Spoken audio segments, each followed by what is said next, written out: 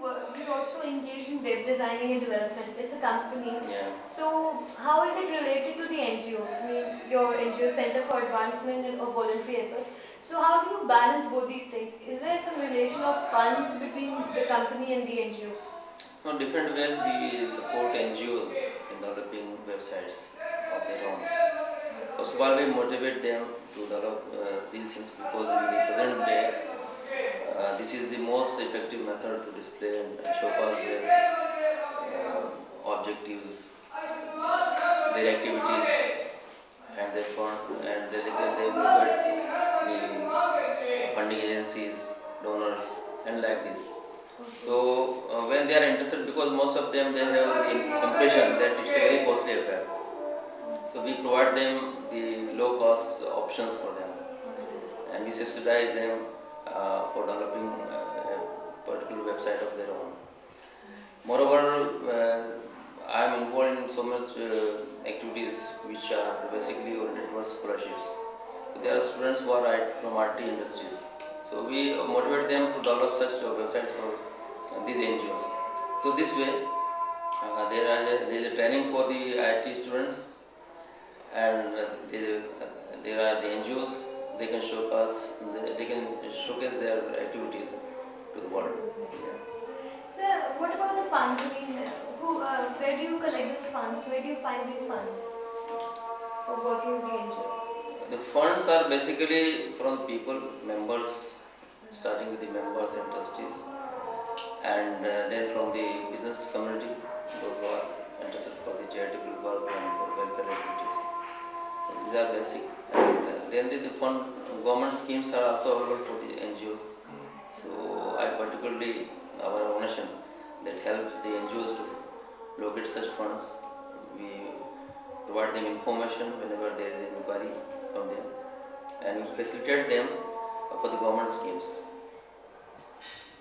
Is there anything like some experience during your work with this organization, as you were running an organization, some special experience which you'd like to share with us? Yes, I worked for a particular cause and that was my memory, a cherishable memory that you'd like to share with us. Particularly, we are providing motivation to the youth, and that is very important. Especially the Muslim youth, they are desperate about their future, about situations going on in the country. As such a committee has reported that they are not working well beyond secondary level. Yes, sir. So I am particularly more and more associated with the scholarship programs where we can motivate the youth to have a positive attitude towards life, and so they give me inspiration in against return, and energy which I get from them. That's very precious for me. Yeah. Yes. So your tagline, I really was inspired by this tagline. We lead the evolutionary. So what was the idea behind keeping such a motto? I mean, this is your vision. Yeah. So what was the idea, the crude seeding idea behind this? Basically, we find that the NGOs in the small places, particularly when we started our organization in 1993, there were less talk about the NGOs and the role in the social change. So at the time, those who are working for the any people at grassroots level, they were having less opportunities, except some funds from the businessmen and something like this from their own. They were finding themselves in difficulties. So we came as catalyst for them, that how they can locate funds, how they can make themselves up to date, because most of the agencies who are providing funds, they want certain type of criteria for them, and they want that the organization should be fulfilling some standard norms. So most of the organizations, they are not up to their marks. So we motivate them and we help them, we update their records so that they may be able to take advantages of the available facilities of funds by the government, by the NGOs, by the funding agencies in India and elsewhere. So I jotted down to the site and I found one particular clause that you provide solutions. You train them how to tackle crisis situations. For example, filing an FIR, situations like getting arrested. What was the need behind providing training for such crisis situations? I mean, generally find that people are not having proper information. Particularly some time back when the information was not available like on the websites. Now the information is available on websites, so people can download it. But still, there are a lot of people and lot of NGOs working in different parts of the country.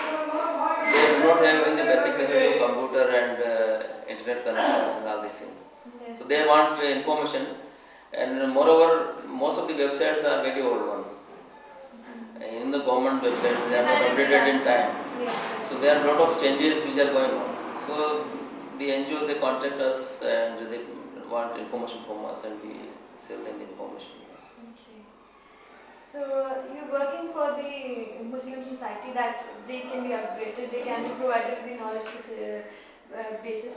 So is there any, I mean, any thing that like you working with some? No, we are also providing consultancy to other NGOs. Alright, sir. But we have specially just concentrated on the minorities and Muslim NGOs because we find them lagging behind the others. The others are having all the information and Yes, sir. they have access to the funds and all these things. But we are working a general agency, Alright, sir. but we are concentrating for the Muslim NGOs also. How many active members you have in your particular organization? We have around 200 subscribers. We charge annual fees for them, and against them we provide fees to them. So we have around 200 subscribers. And you find? Yeah.